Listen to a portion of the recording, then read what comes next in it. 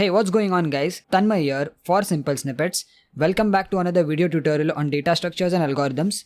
Let's continue on with our hashing topic where we were discussing collision control and collision management. In case if you've missed any of the previous videos, please do check it out in this DSA playlist. We've started our topic of hashing, what is hashing, how it works, what is collision, what happens when collision happens, and what are the collision management techniques or collision control techniques.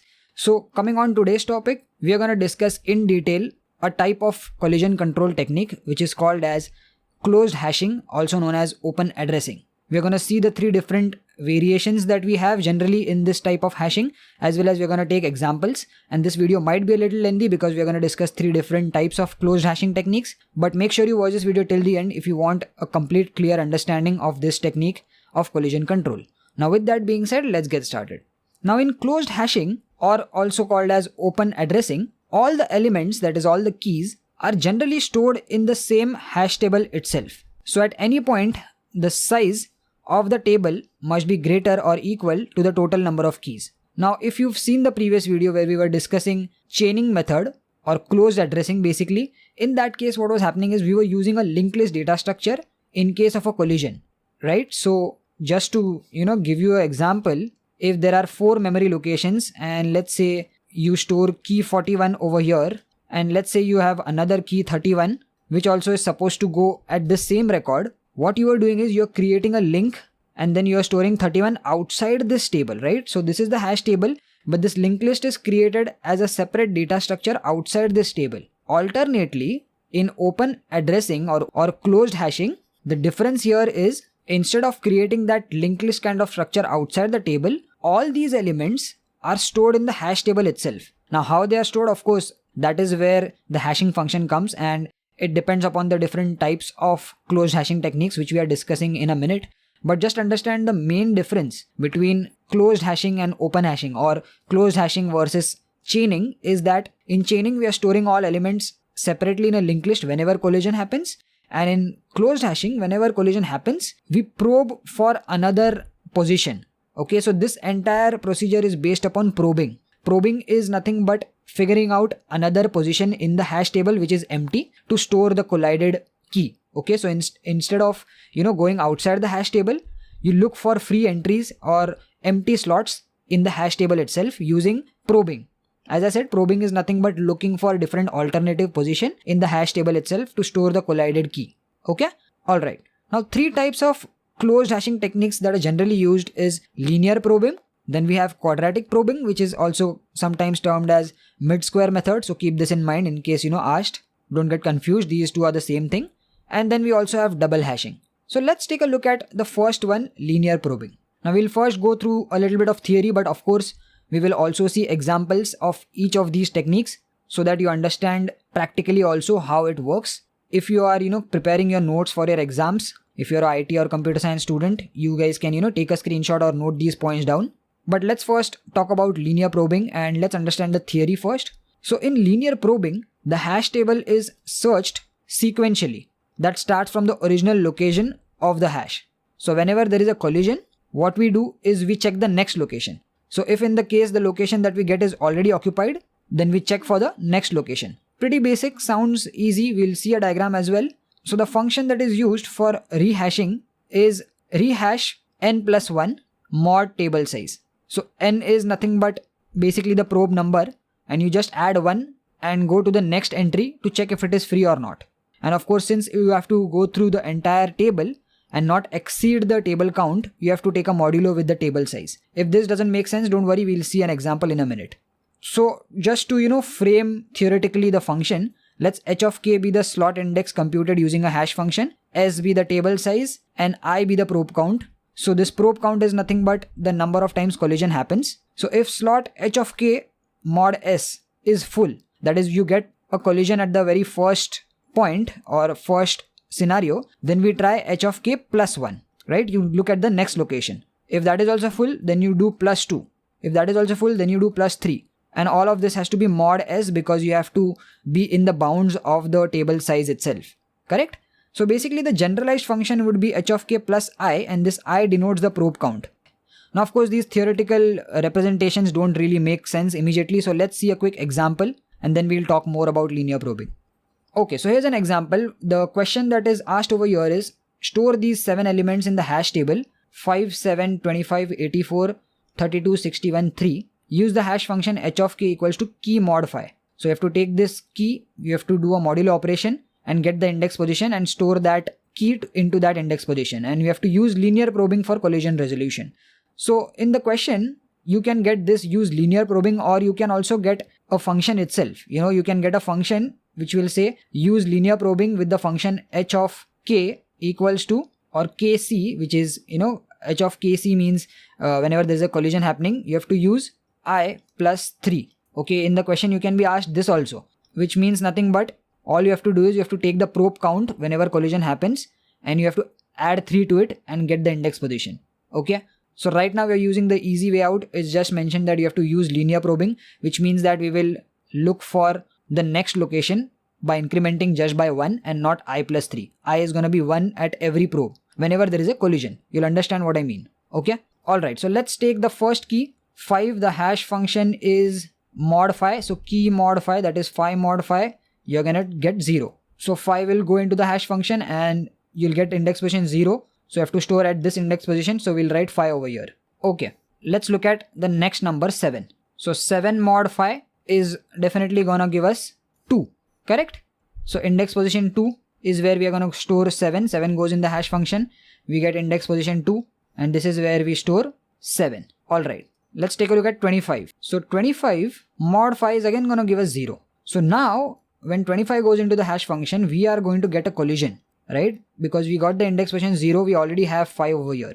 Now this is where for the first time I is gonna be equal to 1. So now what we have to do, we have to use this function h of k plus I mod the size, that is this function. So h of k is given as key mod phi, correct?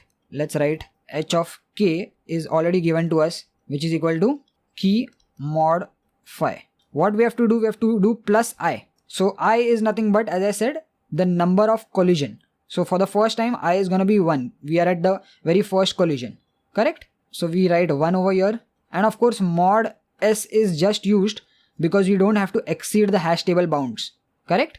So key is nothing but 25. 25 mod 5 plus 1 mod s is nothing but the size of the table. What is the size of the table? It is 7, because hash table is going to store 7 values. So we'll write 7 over here. What do we get? 25 mod 5, obviously we get 0. 0 plus 1 mod 7. So 1 mod 7 is going to give us 1. So now you can see initially we were getting 25 mod 5 index position 0, but when we applied this linear probing technique for the first time, that because the collision happened for the first time itself, we got the next location now, that is 1. So we got index position 1. So this is where we will now store 25. Okay, so I hope you're getting now. Let's take another example for more clarity. Okay, so now let's take a look at the next number 84. So 84 mod phi is gonna give us 4. Is index position 4 empty? Yes. So 84 will be directly stored at index position 4. Let's take a look at next number 32. 32 mod phi is gonna give us 2. Now index position 2 is not empty, so we are getting a collision. So again we will use this function h of key plus I. So h of key we just calculated, because h of key is equal to key mod phi, which is 2. So I'll directly write 2 now, plus I for the first time is always going to be 1 because it's the first collision. And then we have mod size, which is size of the table, which is 7. So I'll write s over here as 7 because it's going to be constant. So now we get 3 mod 7, which is obviously going to be 3 itself. So you can see initially we got the index position 2, but when we applied this 2 plus 1 linear probing technique for the first iteration, we got 3. So 3 is empty, index position 3. So now we go over here and store this 32 over here. Makes sense? Let's take a look at the next value. Next is 61. Now here's a tricky one.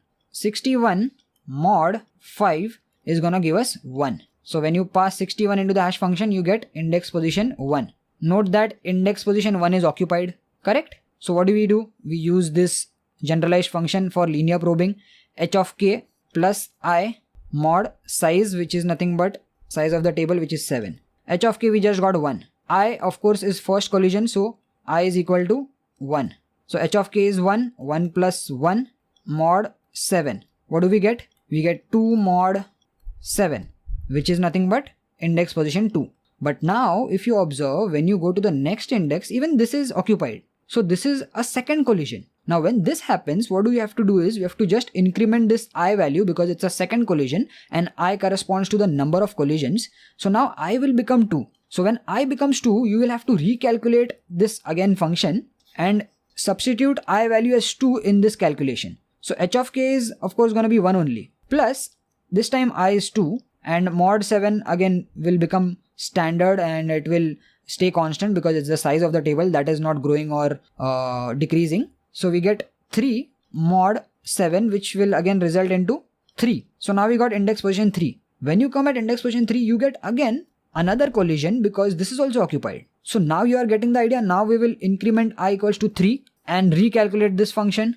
And by now you must have understood what we are going to get is now we are going to get 4 when you substitute I equals to 3. 1 plus 3 mod 7 is going to be 4 mod 7. Obviously you're going to get 4. Again you're going to get a collision at 4. So now again I will get incremented. I will become 4.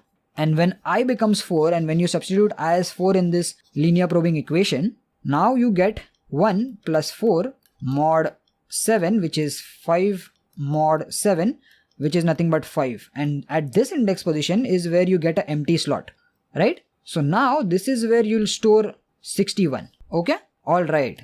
So I hope you got the entire working of linear probing where you go one index position at a time and check if it is empty or not. If it is empty, you store it or you calculate the next I value and calculate the next function by probing into the next slot. Okay? So I'm leaving the last value up to you guys. Take a pen and pencil. You have to, input this 3 in this table. 3 mod 5 will give you 3 only. So you will first land up over here. And after that, you will have to keep probing till you get to the last value. And then ultimately you'll store 3 over here. Okay. So this is the crux of linear probing. Coming to a little bit of theory again. Overall, linear probing is a simple and efficient method for handling collisions in a hash table. And it can be used in variety of applications that require efficient storage and retrieval. However, even though the advantages are that it is simple to implement, and another major advantage that you must have observed is the hash table entirely fills up. So you can see no memory slot is empty and all the 7 values are all stored in the hash table. If it was a chaining method, that is closed addressing or open hashing, which we saw in the previous video, not all the memory slots were being occupied, right? There was a chain being formed, but some of the elements or some of the entries were left empty. So space wise, this is kind of efficient because all the keys will always go in the hash table itself. So it's very efficient in that sense. But the disadvantage is that there is a clustering issue, which is divided into primary and secondary clustering, where many consecutive elements form groups and it starts taking time to find a free slot. This is what exactly happened when we were trying to store 61, right? We started from 1, then we went to 2, then we went to 3, then we went to 4, then we went to 5, and ultimately we stored it over here. So consecutive elements start taking time to find a free slot if the consecutive locations are already filled up, right? So it becomes a little bit of a linear search kind of way of processing or finding the memory slot, and linear search is not a very efficient algorithm. It is of the order O of n, which is linear time, and we don't want that. That is exactly what we don't want in hashing, correct? Similarly, secondary clustering is nothing but 2 records having the same collision chain. For example, for 25, I got 25 mod 5 equal to 0. So I started from 0, then I got a collision over here, then I stored it at 1. Similarly, if I want to store 30 mod 5 again will give me 0, which means that some numbers, whenever you take a mod operation, will always give me 0. Some numbers when taken a mod will always give me 1. Now of course this completely depends on this hash function, but some numbers will have the same collision pattern or same collision chain, that is the probe sequence, and this happens if their initial position is the same. So all of these keys are starting from index position 0, right? So that is why their initial position is the same, and then you keep on probing in the same way as well because it's a linear probe technique. So the probe sequence is also the same. So this takes a lot of time as these numbers increase. So if we have numbers which are all divisible by 5, and if you have many of them, then all of them will start from 0 and keep on piling up in the hash table, right? So this is another disadvantage. So this was linear probing. I hope you understood the entire working and the crux behind linear probing. We saw the theory as well as we took an example. We solved a problem sum. Now let's take a look at the next type of closed hashing technique, which is called as quadratic probing. Okay, so talking about quadratic probing, which is also called as mid-square method, the algorithm searches for slots in a more spaced out manner. Now, if you just understood what is linear probing, the only difference over here in quadratic probing is in the change in the equation, which is the collision equation. So this is done to eliminate the drawback of clustering, and you'll understand that in a minute. So clustering generally is an issue in linear probing, but in quadratic probing, that is mid-square method, whenever a collision occurs, the algorithm looks for the next slot using an equation that involves the original hash value and a quadratic function. I hope you know what is a quadratic function, a function which has the maximum degree to the power of 2. So when you're probing, you're not always probing the next empty slot, but the algorithm increments the value of the quadratic function to the power of 2, and this process is repeated until an empty slot. Now again, theory is gonna be a little complicated, but trust me, it is very easy. Just understand that if hash h of k is the slot index computed using hash function, s is the size of the table, and I is the probe count, then the function over here is gonna be I raised to 2, I square, that's it. So in linear probing, what you are doing hash of k plus 1, plus 2, plus 3. Over here, you're gonna do 1 into 1, 2 into 2, 3 into 3, basically I raised to 2. That is the probe count raised to 2. That's it. So generalized function would be hash of k, that is h of k, plus I square mod s. S is nothing but the size of the table, which is constant, which is just used to keep the bounds of the table, and you don't exceed an index which goes outside the table, right? So the collision resolution strategy is f of I, which is I raised to 2. That's about it. And just to quickly give you an example, because you just understood linear probing, we can quickly jump to the question and understand this question also very easily. So coming to the example says store these 5 elements in the hash table. We have 5 elements. The hash function is key mod 5 like the previous question, but we have to use the mid-square method or quadratic probing, and the collision resolution is gonna be given by a function f of I equals to I square. Okay, so it's quadratic probing. Let's start with the very first element, 9. So hash function is 9 mod 5, which is gonna give us 4. So 9 goes in the hash function. We store 9 at index position 4 because that's what we got. Let's store 9 over here. Let's take a look at the next one. We have 19. So 19 mod 5 is gonna give us what? 4. Correct? So again, we have a collision over here. And since we've got a collision, now we have to use this collision resolution technique. The generalized function is given by h of k plus I raised to 2 mod s. Remember, I is nothing but the number of times the probing happens.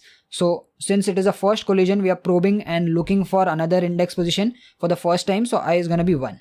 Correct? So h of k, we just found out 4. So 4 plus I square, I is nothing but 1. 1 square is 1. Mod size of the table is going to be 5. So let me write s equals to 5 over here. So we get 5 mod 5, which is going to give us 0. Now 0 is the new index position. Is index position 0 empty? Yes. So now we store 19 over here. Alright. Let's look at the next element, 29. So 29 mod 5 again is going to give you 4. So 4 is occupied. So you're going to use the collision resolution using this function I square. I is 1 for the first probing. So 4 h of k we just calculated as 4 plus I square is going to be 1 square, which is 1. Mod s is nothing but 5. So 5 mod 5 is now going to give you 0. So you go to index position 0, but you now find out that this is not empty. So now we have a second collision. So now I value becomes 2. Now in linear probing, if this would have happened, you would have gone from 0 to 1. But let's see what happens over here. Now I has become 2. H of k is nothing but 4. What we are doing I square. I is 2. So 2 raised to 2 mod 5. So 2 raised to 2, that is 2 square is 4. So 4 plus 4 is going to give you 8, and we have to take a modulo operation, because if you don't take this modulo operation, 8 we don't have an index value of 8, right? So that's why you have to do mod 5 to be in the bounds of the hash table. So 8 mod 5 is going to give you 3. So you didn't go from 0 to 1, but you can see you jumped from 0 to directly 3. And index position 3 is empty, so you place 29 at index position 3. Okay? Alright. So I hope you got this quadratic probing technique. Let's take a look at the next number. The next number is 32. So 32 mod 5 is going to give you 2. Index position 2 is empty. You place 32 over here. The next number is 17. 17 mod 5 is going to give you 2. Index position 2 is already occupied. So now we have a collision. Let's try to calculate the collision resolution using this function. H of k is 2. We are at the very first collision. So 2 plus 1 square. So 2 plus 1. Mod s is nothing but the size of the table. So 3 mod phi is gonna give us 3 itself. Do we have anything at index position 3? Yes. So we got the second collision. This is not empty. So we have to again recalculate. So I becomes 2. H of k is still gonna be 2 only. Plus 2 square is gonna give you 4 because I has become 2. And then mod the size, which is 5. So 6 mod 5, and this time you get 1. So 1 is free. This is where you place 17. Correct? Okay, so we have successfully solved this question and placed all these keys in all these index positions and completed the problem sum. Now coming to a little bit of theory. Again, this is also simple to implement because instead of plus I, we are just taking a quadratic variable I square. Again, hash table entirely fills up. You can see the entire hash table is filled. Solves the primary issue of clustering because now, as we just saw, the algorithm searches the slots in a more spaced out manner. You saw that we went from 0 to directly 3 in the case of 29. And since it is always going to be squaring, with each probe, you're going to go from 2 square, 3 square, 4 square, and that I value is going to keep on exponentially growing at the degree of 2. So one drawback is that quadratic probing will never cover all the memory slots. What do I mean by this? In linear probing, if index position 0 was full, you are incrementing by 1. Then you are incrementing by 1. But in quadratic probing, what is happening is you don't increment by 1. You increment in the ratio or rate of square values. So when I is equal to 1, I square is gonna be 1 only. But when I becomes 2, I square becomes 4, right? So you go directly 4 slots ahead. When I becomes 3, then I cube, then I becomes 8 directly. So you move 8 positions ahead in the index table or in the hash table. So you will always look for a similar pattern of indices, and many of them in the middle will not be searched or will not be checked. This also causes a issue of thrashing, which is where you are always looking for those unique indexes only or the similar indexes only and not looking at the other indexes because of this squaring technique or because of this quadratic function. So that is one disadvantage in quadratic probing, which generally can be solved when you have a little bit of complicated quadratic probing where it's not just I square but you also have plus 1 plus 3 mod something something, and generally this is what is used in complicated or real world scenarios where it is not just square.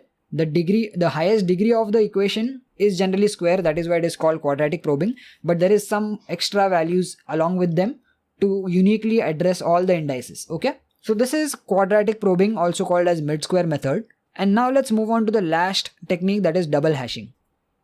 Now as the name suggests, double hashing is nothing but when we make the use of two hash functions. So the first hash function h1 of k is the function that takes our key and gives out a location, that is the index location on the hash table. If the location is empty, we can easily place our key without the use of secondary hash function. But in case of a collision, then we use the secondary hash function h2 of k in combination with the first hash function h1 of k to find the new location.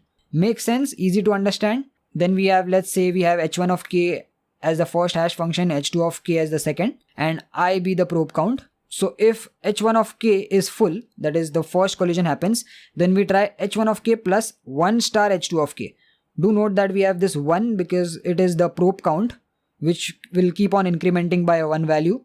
So if another collision happens after you calculate this entire hash function, then we will simply increment this, that is the I value, along with the second hash function. So the generalized function is going to be h1 of k plus I star h2 of k mod s whenever collision happens. So again, coming to this example, let's store these 7 elements in the hash table to better understand what we just read in terms of the theory. So we've been given two functions. Primary hash function h1 of k is key mod 5, secondary hash function is key mod 7, and generalized function in case of collision is given over here. So let's start off with the first key 5. So h1 of k is nothing but key mod 5. So 5 mod 5 gives us 0. So at index position 0 we will store 5. Second value 7. So 7 mod 5, again because we're using the first hash function only. Remember, we will use the second hash function only when collision happens, hence the term double hashing. So 7 mod 5 will give us 2. So we'll place 7 at index position 2.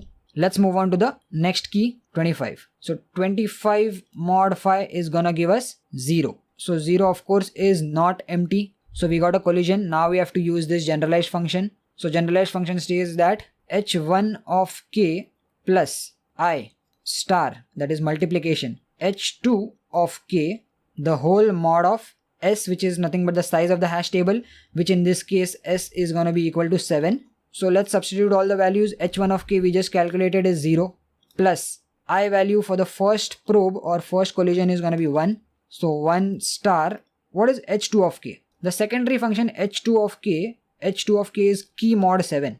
So 25, let's write over here, key mod 7 is gonna be 4, right?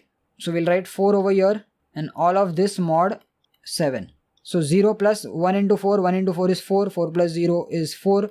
So 4 mod 7, ultimately we get 4. So 25 directly goes at index position 4. So let's write 25 over here and let's move on with the next key. Alright, so next one we have is 83. 83 mod 5 is gonna give us 3. Index position 3 is empty. We'll store 83 directly without any collision. So 83 goes over here. Let's move with the next one. 32. 32 mod 5 is gonna give us 2. Index position 2 is not empty. So now we have to use the secondary hash function. So first hash function h1 of k is 32 mod 5, that is key mod 5, which gave us 2. So let's substitute 2 over here, plus I is nothing but the collision number. So it's the first collision, star h2 of k is nothing but 32 mod 7. So secondary hash function is key mod 7. 32 mod 7 is gonna give us 4, right? So we'll write 4 over here and then this mod 7. So 2 plus 1 into 4 is 4. 4 plus 2 is 6. 6 mod 7 is gonna give us 6 itself. So we'll store 32 at index position 6. So over here there is no concept of linearly progressing the probe or even quadratic way of looking into the different indices. You just go via these two different functions and look for the alternate empty location. So let's store 32 over here and let's move on with the next value. So next value is 61. 61 mod 5 is gonna give you 1. 1 is empty, index position 1. So you place 61. Lastly we have 4. So 4 mod 5 is gonna give you 4. Index position 4 is not empty. So now we'll use secondary function. Secondary function is 4 mod 7, which also gives us 4. Correct? So let's substitute these values. So h1 of k is nothing but 4. Right? h1 of k is something that we calculated over here. 4 mod 5 is gonna give you 4.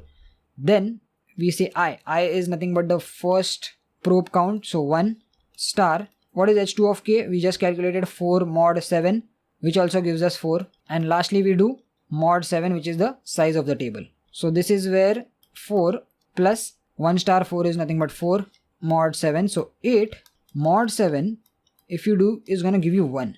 Now this is where, remember, you again come at this index position 1. Now index position 1 is full. So what do you do in this case? Now remember, in this case the I value increments and you again calculate this entire function. Okay, so let's do that. So now what will happen? H of k is 4 mod 5, that will remain as it is, plus I has incremented to 2. So 2 star h2 of k is also gonna be the same because 4 mod 7 is gonna remain 4 only. So only thing that changed was the I value. So now let's see if we are getting index position 5. So we get 4 plus 4 to the 8 mod 7. So now we are getting 12 mod 7 and 12 mod 7 is gonna give us 5. So now we got the correct index position and this is where we store the last value 4. Okay. So remember, we have to keep on incrementing I value till we get an empty slot. And coming to the last drawback, or coming to a edge case where what happens is, even though you increment I n number of times, you always keep on landing on indices which are already full. This can happen in the previous two probing techniques also. And this is one drawback of these simple collision control techniques, which generally is called as thrashing. So this is one disadvantage. Advantages are that there is no clustering because it searches for random positions depending upon the hash function and you don't progress linearly or in a quadratic way. So you don't go through the same indices always. So it produces more uniform distribution and more effective than linear and quadratic probing. But as I said, sometimes collision may still occur with double hashing and can cause thrashing, because even if you increment the I value, you'll keep on landing on the same indices again and again. In fact, what I can tell you guys is, try to input more values or different values compared to these 7 values, take some other elements and try to insert them in the hash table, there will be some cases where the indices keep on repeating. And even with this collision technique, you will not find an empty slot. So that is called as thrashing. Okay, so this was the closed hashing collision control techniques and the 3 different flavors, 3 basic varieties of closed hashing techniques which are generally used. There are many more complicated techniques as well, but these were the 3 basic ones. Okay guys, so I'm gonna wrap up this video over here. I know this was a lengthy one, but we covered 3 different closed hashing techniques with their theory, with their advantages, disadvantages, as well as we solved individual examples, 3 examples to give a very good practical understanding of how it works. I hope you understood all these different collision control techniques. If you did, please hit the thumbs up button. Let me know in the comments of this video was. Do share it with your friends. Once again, thanks for watching. I'll see you guys in the next one. Peace.